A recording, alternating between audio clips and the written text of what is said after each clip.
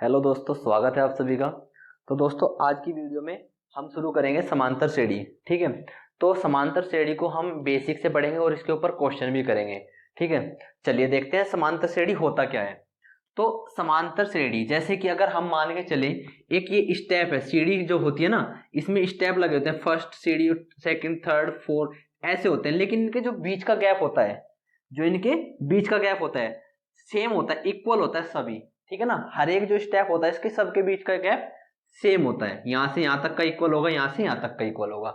तो इस तरह से जो भी हमें एक सीरीज मिलती है, ठीक है, उसको हम समांतर श्रेणी बोलते हैं, जिसके अगले टर्म के बीच का गैप इक्वल हो। ठीक है, तो अगर हम बात करें कहा कि देखिए, जैसे कि मैं एक नंबर लेता हूं, मेरे पास एक नंबर है 1। अगर 1 के बाद में 2 लिखूं, 3 लिखूं, 4, 5, अब यहां पे देखिए इनके बीच का अंतर कितना है। इनके बीच का अंतर है 1, है ना, यहां पे भी, यहां पे भी, और यहां पे भी, यहां पे भी। तो ऐसे ये जो ऐसी श्रेणी जिनके बीच का अंतर इक्वल होता है, ठीक है ना, जिनकी हर एक टर्म के बीच का अंतर इक्वल होता है, क्या कहलाती है? समांतर श्रेणी। ठीक है, तो इसका भी हम केवल एक स्ट्रक्चर जान रहे हैं, बेसिक से पढ़ेंगे अभी क्या क्या होता है इसमें। फर्स्ट टर्म क्या होती है, प्रथम पद क्या होता है, ठीक है, सार्वधातुक क्या होता है। तो ऐसे ही जैसे कि आप सपोज कीजिए, ये ले लीजिए 10, 15, 20, 25 एंड सो ऐसे चलते चली गई। तो इसका गैप देखिए बीच में कितना है, इसका अंतर है 5, यहां पे भी 5 का अंतर है, यहां पे भी 5 का अंतर है ना।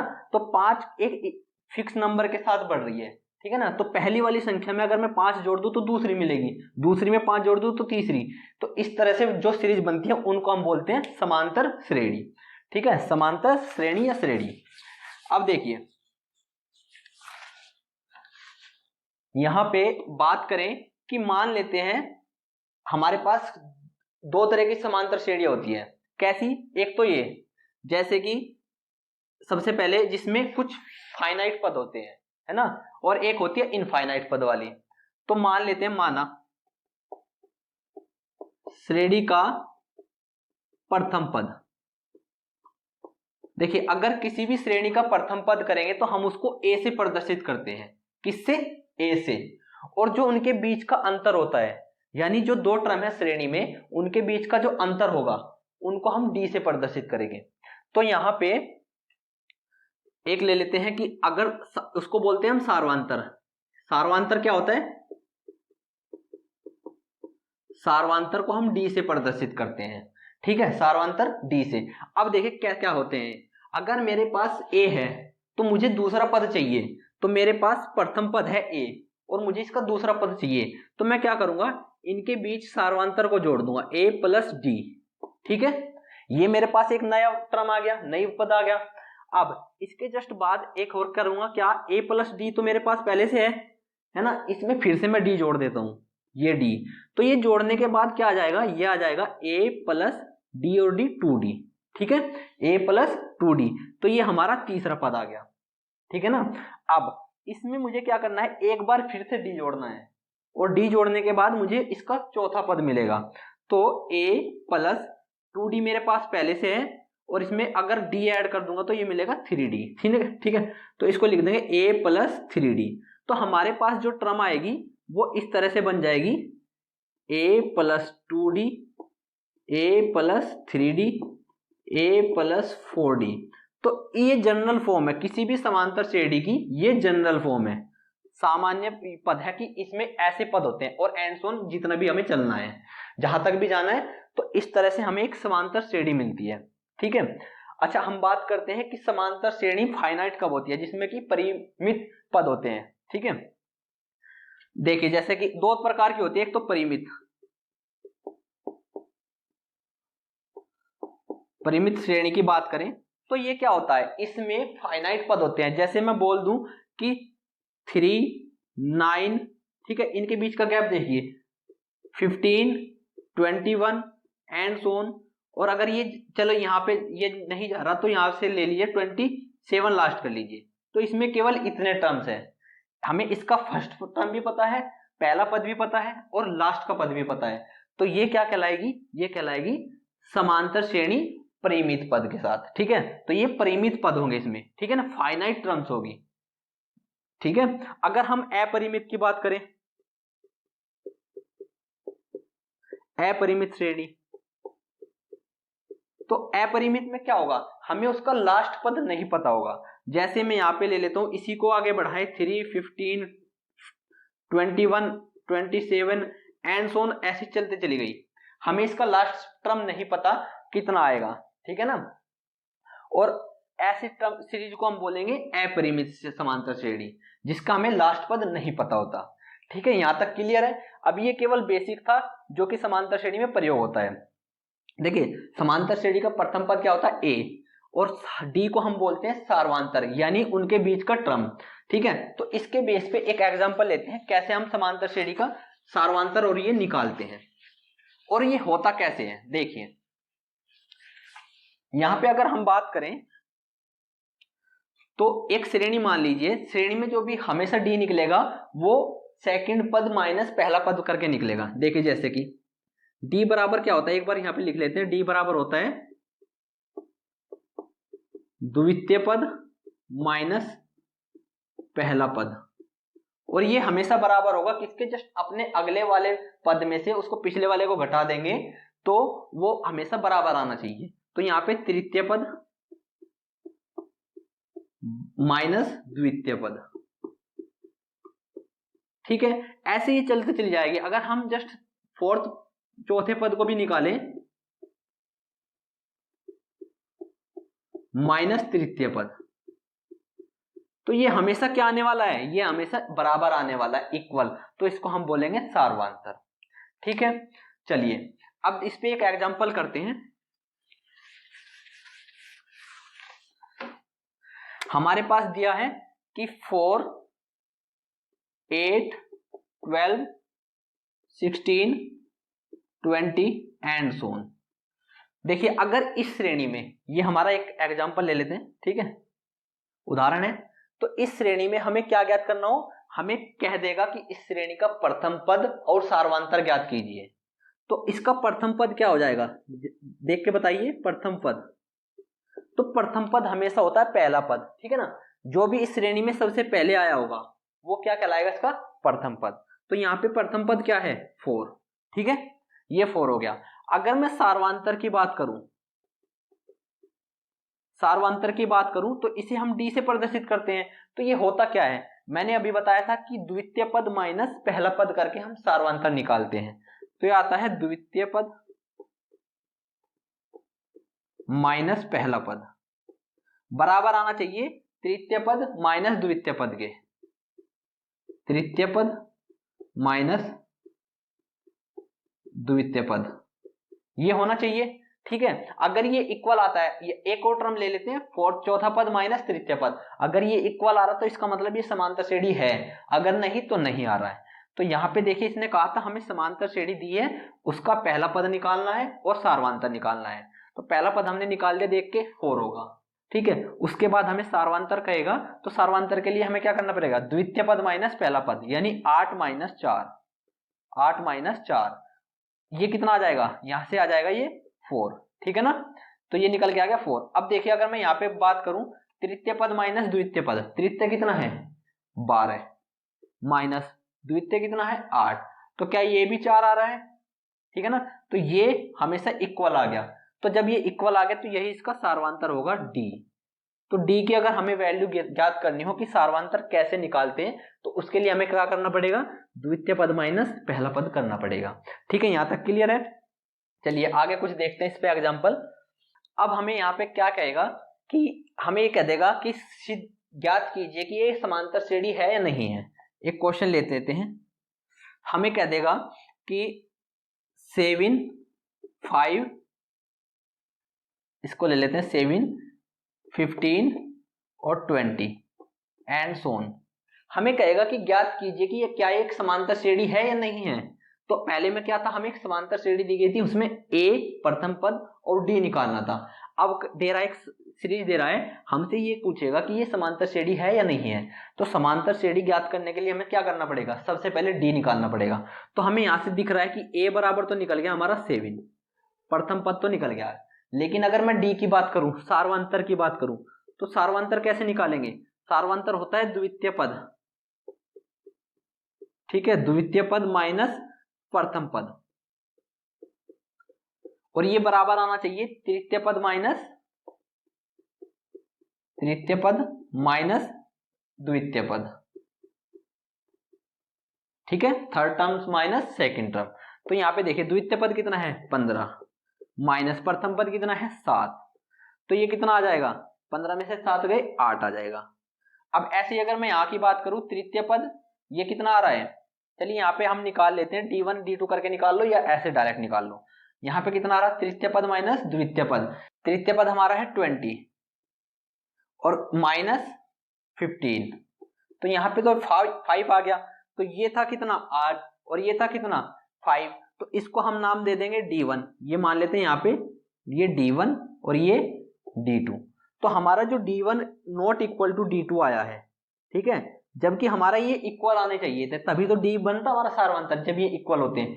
तो कभी भी ये इक्वल नहीं है, तो इसका मतलब ये एक समांतर श्रेणी नहीं है, ठीक है, हमारा आंसर हो जाएगा ये समांतर श्रेणी नहीं है, ठीक है।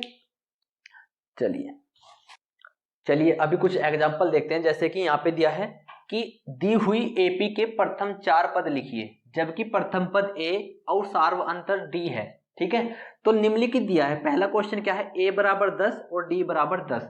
तो मैंने बताया कि सार्वअंतर क्या होता है कि इनके बीच का गैप होता है, चाहे वो प्लस की संख्या हो चाहे माइनस की, जैसे कि अब यहाँ पे देखिए 9 7 5, ठीक है, और 3 एंड सो ऑन। तो यहाँ पे भी तो अंतर है, यहाँ पे बस किसका अंतर है, यहाँ पे -2 हो रहा है, ठीक है, प्लस में हो या माइनस में तो हमेशा डी रहेगा, तो यहाँ पे -2 हो रहा है, यहाँ पे भी -2 हो रहा है, ऐसे माइनस में चल रहा है, तो डी माइनस में भी आ सकता है और प्लस में भी आ सकता है।